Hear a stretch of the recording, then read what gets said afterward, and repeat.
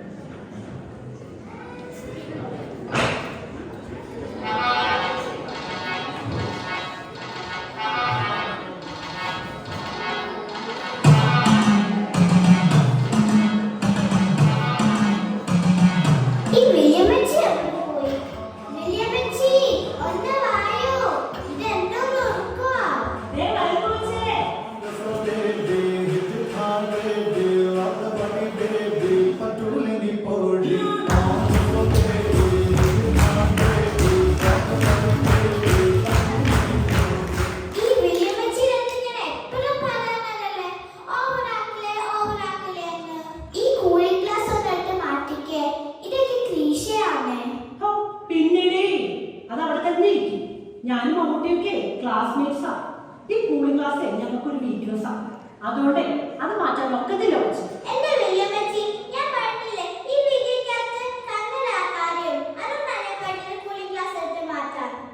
അങ്ങനെയാണ്. ഓക്കെ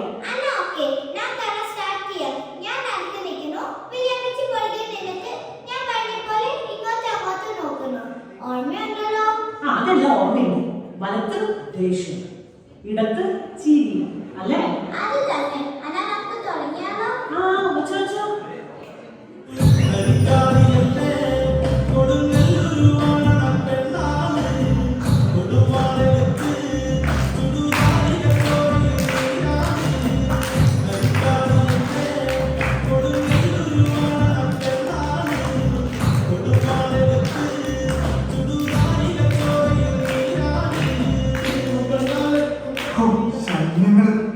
രാവിലെ തന്നെ തുടങ്ങും. ആ കൊച്ചിൻ്റെ ഉത്സാഹം മനസ്സിലാക്കാം. അമ്മച്ചിക്ക് എന്നാത്തിന്റെ കേടാ ഇതല്ല കൊന്തയിലൂടെ.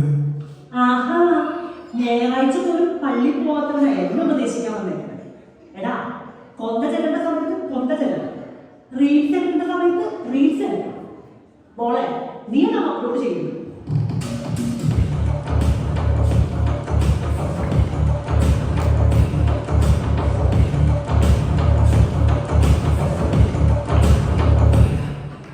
അതെ, സെലിബ്രിറ്റീസ് കെട്ടിയെന്ന് കേൾക്കാൻ വേണ്ടി പറയുക. ഇന്നത്തെ ദിവസം എന്താണെന്ന് അറിയാവോ? ഇന്ന് ശനിയാഴ്ചയല്ലേ? ഓ അതല്ല, ഇന്നത്തെ ദിവസത്തിന്റെ പ്രത്യേകത എന്താണെന്ന് അറിയാവോ? എന്റെ ദൈവമേ, ആരോടാ ഞാൻ ഈ പറയണേ? ഇന്ന് അച്ഛൻ വെഞ്ചരിക്കാൻ വരുമല്ലേ? ഈ വീടിന്റെ കോലം ഒന്ന് നോക്കിയേ. എനിക്കാണെങ്കിൽ അടുക്കളയിൽ ഒരു മുറൂട്ട പണിയുണ്ട്. ഇതെല്ലാം കൂടി എന്നെ കൊണ്ട് ഒറ്റയ്ക്ക് ഒക്കൂല. അയ്യോടി, ഞാനതൊന്ന് മറന്നു. ഞാനും കൂടി അടുത്തേക്ക് വരാം. ഓ അത് വേണ്ട അമ്മച്ചി, ഇവിടെയൊക്കെ ഒന്ന് തൂക്കാൻ സഹായിച്ചാൽ മതി. അന്നെ, നീ പോയി നിന്റെ മുറി ഒന്ന് വൃത്തിയാക്കിക്കേ. പിന്നെ നിന്റെ ചേച്ചിയെ കൂടി ഒന്ന് എഴുന്നേൽപ്പിച്ചേക്കും. ആദ്യരാത്രി വരെ മൊബൈലിൽ കളിച്ചിരുന്നിട്ട് ഉച്ചവരെ കിടന്ന് ഉറങ്ങിക്കോളൂ. അപ്പോ എനിക്ക് പണിയൊന്നും തരേ? നിങ്ങൾ പണിയൊന്നും എടുത്തു തരും. ഇന്നെങ്കിലും ഈ വീട്ടിലൊന്ന് ഇരുന്ന് കണ്ടാൽ മതി. ഓ ആയിക്കോട്ടെ മാമ.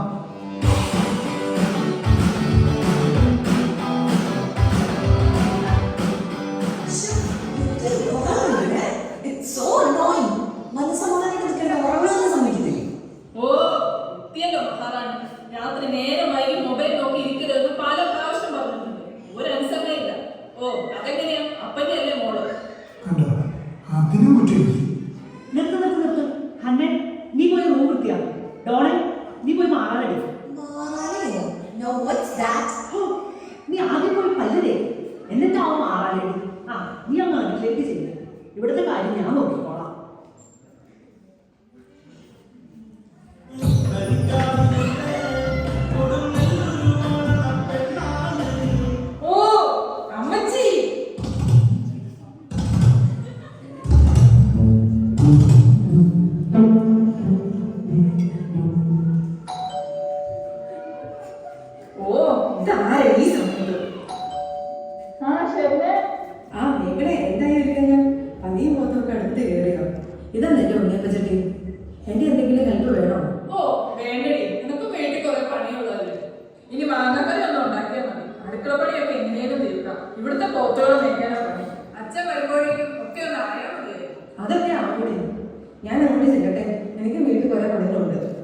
ആ എന്നാ അങ്ങനെയാവട്ടെ.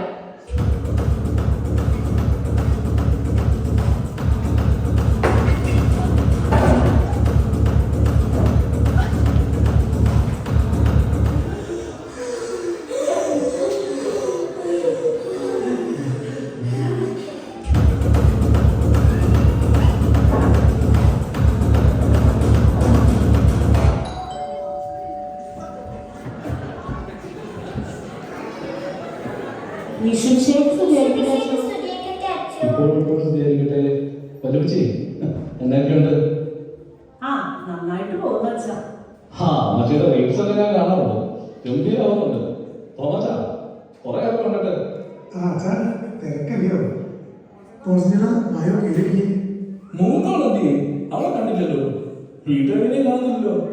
ആ മേബിളങ്ങ് അടുക്കളയിലെ അച്ഛോ. ആയിക്കോട്ടെ, തിരക്ക് പിടിക്കണ്ട. അല്ല ഇത് ഈശോമിശിഹായ്ക്ക് സ്തുതിയായിരിക്കട്ടെ അച്ഛോ. ആ സ്തുതിയായിരിക്കട്ടെ. ഇത് വിൻസെന്റ് പോളിന്റെ ഡോസ് അല്ലേ? ഓ ഈ പിള്ളേരുടെ ഒരു കാര്യം. അതിന് പിള്ളേരെ മാത്രം പറഞ്ഞിട്ടല്ലേ കാര്യം. മൂത്തൊരു വേണ്ട ഇതൊക്കെ പറഞ്ഞു കൊടുക്കാൻ. മക്കളെ തോന്നി ഇതെന്താണെന്നറിയാമോ? മോളാണോ ഇങ്ങനെ വെച്ചത്? അല്ല ഞാനല്ല ചേച്ചിയാ വെച്ചത്. ആ സാരമില്ല. നമ്മുടെ പള്ളിയിലെ വിൻസെന്റ് പോള് എന്ന് പറയുന്ന ഒരു സംഘടന നമുക്ക് അറിയത്തില്ലയോ? നമ്മുടെ നാട്ടിലെ പാവപ്പെട്ടവരെയൊക്കെ സഹായിക്കുന്നത് അവരെങ്ങനെയാ പാവപ്പെട്ടവരെ സഹായിക്കുന്നത്? നമ്മൾ കൊടുക്കുന്ന ചെറിയ ചെറിയ പൈസ കൊടുക്കും. അത് ഈ ഡോസയിൽ ഇട്ടിട്ടാണ് നമ്മൾ അവർക്ക് കൊടുക്കുന്നത്. അങ്ങനെയുള്ള ഈ ഡോസ് വേറെ കാര്യം ഉപയോഗിക്കുന്നത് ശരിയാണോ? ശരിയല്ല അച്ഛാ, സോറി. സോറി ഒന്നും പറയണ്ടേ. അല്ലാതെ സാരില്ല. അല്ല മോക്കിന് ഇങ്ങനെയുള്ള സാധനങ്ങൾ വല്ലതും മേടിക്കണമെങ്കിൽ നമ്മുടെ അമ്മമാരില്ല മാതൃത്വത്തില്ല അവരുടെ ഫ്ലോ മാർക്കറ്റിലോട്ട് ചെന്നാൽ അവിടെ കിട്ടുള്ളൂ. ഫ്ലവർ വൈസോ മെഡിക്കൽ സ്റ്റാൻഡോ അങ്ങനെ എന്ത് വേണമെങ്കിലും അവിടെ കിട്ടുള്ളൂ. അവരും അതിൻ്റെ ലാഭം പുണ്യപ്രവൃത്തിക്ക് വേണ്ടിയാണ് ഉപയോഗിക്കുന്നത്. ഇനി ഇതൊന്നുമല്ല കൊന്തയോ എന്തിനെയോ പ്രാർത്ഥന പുസ്തകമോ അങ്ങനെ എന്തെങ്കിലും വേണമെങ്കിൽ നമ്മുടെ വൈഫ്സ്റ്റയുടെ ബുക്ക് സ്റ്റാളിൽ കിട്ടും. അങ്ങനെ ചെയ്താൽ മോക്ക് ആവശ്യമുള്ള സാധനങ്ങൾ കിട്ടുകയും ചെയ്യും. ഒരു പുണ്യപ്രവൃത്തിയുടെ ഭാഗമാക്കുകയും ചെയ്യാം. പാവങ്ങളെ ഞങ്ങൾ അല്ലാതെ സഹായിക്കുന്നുണ്ട്. അല്ല ഞാൻ പറഞ്ഞതേ ഉള്ളൂ. അല്ല അച്ഛാ, നമുക്ക് ഒരുപാട് വീടുകൾ ഇനി കയറാനുള്ളതല്ലേ? നമുക്കെന്നാ എഞ്ചിനിലോട്ട് കിടന്നാലോ? ആ ആയിക്കോട്ടെ, എടുത്തോ. ആ ബൈബിളല്ലേ? ബൈബിൾ വലിയമ്മച്ചിയുടെ മുറിയിലുണ്ട്. ഞാൻ എടുത്തോണ്ട് വരാം. ആ ഡോളമോളെ പഠിത്തമൊക്കെ എങ്ങനെ പോകുന്നു? കുഴപ്പമില്ല അച്ഛാ, അങ്ങനെ പോകുന്നു. നിന്റെ പള്ളിയിൽ നിന്നെ കാണുന്നില്ലല്ലോ. അതച്ഛാ, ഞാൻ ഈ പ്രൊജക്റ്റും അസൈൻമെന്റും ഒക്കെ ആയിട്ട് ബിസി ആയി പോവാ. ഭയങ്കര വർക്ക് ലോഡാണ്. ഇതൊക്കെ ചുമ്മാ പറയണത് അച്ഛാ. അവൾക്ക് വേണമെന്ന് വെച്ച സമയമുണ്ട്. ഇത് മടിയായിട്ടാ. അതും ശരിയാ. നമ്മുടെ ആവശ്യങ്ങളും അത്യാവശ്യങ്ങളും തീരുമാനിക്കുന്നത് നമ്മൾ തന്നെയാണ്. നമുക്ക് താല്പര്യമുള്ള കാര്യങ്ങൾക്ക് നമ്മുടെ സമയം കാണും. പള്ളിയിൽ പോയതിന് പേരിട്ട് പരീക്ഷക്കാരും പുറത്തതായിട്ട് നമ്മൾ ദൈവത്തിന് ഒന്നാം സ്ഥാനം കൊടുക്കുക. ദൈവത്തിന്റെ സന്നിധിയിൽ നമുക്ക് ഒരു സ്ഥാനം ഉണ്ടാകും. അച്ഛോ, ആ കുമ്പസാരത്തിന്റെ കാര്യം ഒന്ന് ഓർപ്പിച്ചേക്ക്. തോമാച്ചൻ മീറ്റിങ്ങിനൊന്നും വന്നില്ലായിരുന്നു കേട്ടോ.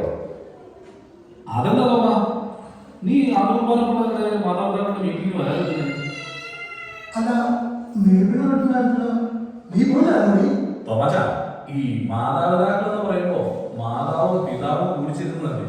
ആ എന്തെങ്കിലാണ് അടുത്ത ശനിയാഴ്ച ആദർഭാനം സ്വീകരിക്കുന്ന കൂട്ടുകാരുടെ മാതാപിതാക്കളുടെ കുംഭസാരം അത് നിങ്ങൾ രണ്ടുപേരും വന്നു. അയ്യോ അടുത്ത ശനിയാഴ്ച ഒരു ലക്ഷ്യമില്ല സാർ. അന്ന് എന്താ ക്ലബിന്റെ ഒരു ഇമ്പോർട്ടൻറ്റ് മീറ്റിംഗ് ഉണ്ട് സാർ. പിന്നെ എൻ്റെ എല്ലാം അത് മനസ്സിലാക്കണം. കൊച്ചിൻ്റെ കൊച്ചുമ്പ സ്ഥലത്ത് പോരെ.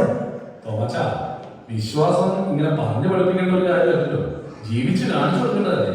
പിന്നെ കൊച്ചു മാത്രമല്ല കുർബാന സ്വീകരിക്കുന്നത്, കൊച്ചിന്റെ വലത്തും ഇടത്തും അപ്പനും അമ്മയും വേണം. നീ അവസാനമായിട്ട് കുമ്പസാരിച്ചെന്താണെന്ന് ഞാൻ ചോദിക്കുന്നില്ല. നീ അവസാനമായിട്ട് പള്ളിയിൽ വന്നതെന്നാണെന്ന് ഓർമ്മ.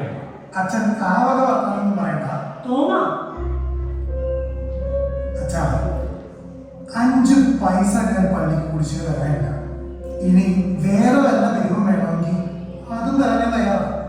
അല്ലാതെ എന്റെ കുമ്പസാരം കൊച്ചിന്റെ ആദ്യ കുർബാനയായിട്ട് കൂട്ടിക്കൊടുക്കുന്നത് വേണ്ട. ഓ, ഇതാണ് നിന്റെ സ്റ്റാൻഡെങ്കിൽ വികാരി എന്ന നിലയിൽ എന്റെ സ്റ്റാൻഡ് ഞാൻ പറയാം. നീ കുമ്പസാരം ചൊല്ലിക്കില്ലെങ്കിൽ നിന്റെ കൊച്ചിന്റെ ആദർവാനം ഞാൻ വികാരി അയക്കുന്ന ഈ ഇടവഴിയിൽ വെച്ച് നടത്താൻ ഞാൻ സമ്മതിക്കില്ല. അത് അച്ഛൻ മാത്രമാണ് തീരുമാനിച്ച പോലെ. തൽക്കാലം ഞാൻ മാത്രം തീരുമാനിച്ചാൽ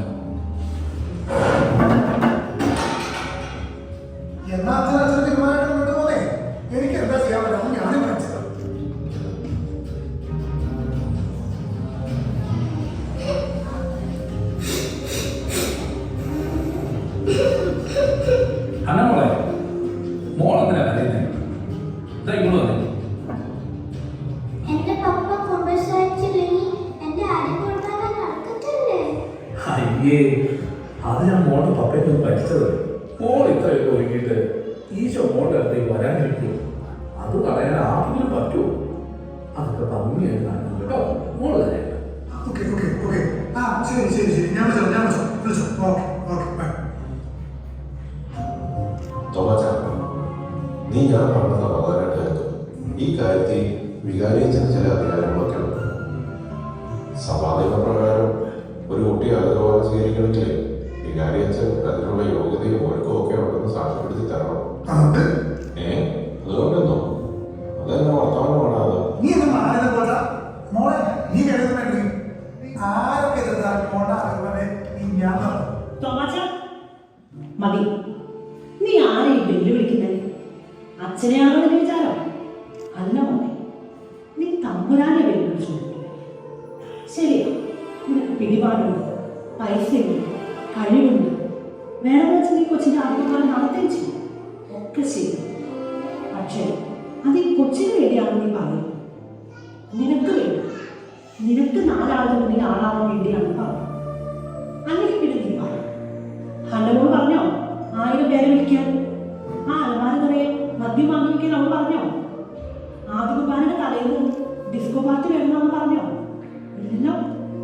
അപ്പൊ ഇതൊക്കെ നീ ചെയ്യുന്നത് നിന്റെ സന്തോഷത്തിന് വേണ്ടി, അല്ലാതെ അവളുടെ സന്തോഷത്തിന് വേണ്ടി.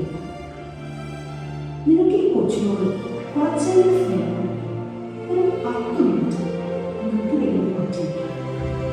നിനക്ക് വേണ്ടി വേണ്ട, നിനക്ക് വേണ്ടി നീ പോയി കുമ്പസാരിക്കും. എന്നിട്ട് ഇവിടെ ആദ്യമായിട്ട് പറഞ്ഞു, ഇവിടെ ആദ്യമായി കർത്താവിനെ സ്വീകരിക്കും. ഇവളുടെ കൂടെ പോയി നിൽക്കും. ഇത്രയും ചെയ്യാം. ചിലപ്പോ ഇവളിലൂടെ രക്ഷിക്കാനായിരിക്കും നിന്റെ യോഗം.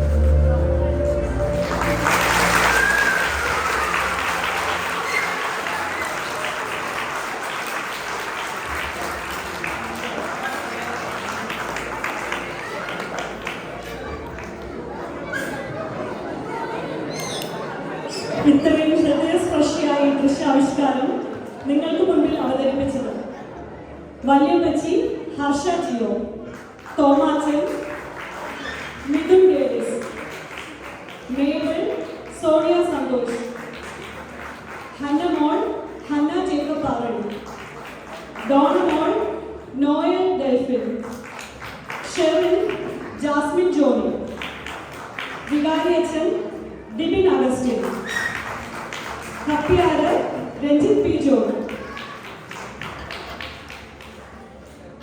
രചന ടീം YFJ.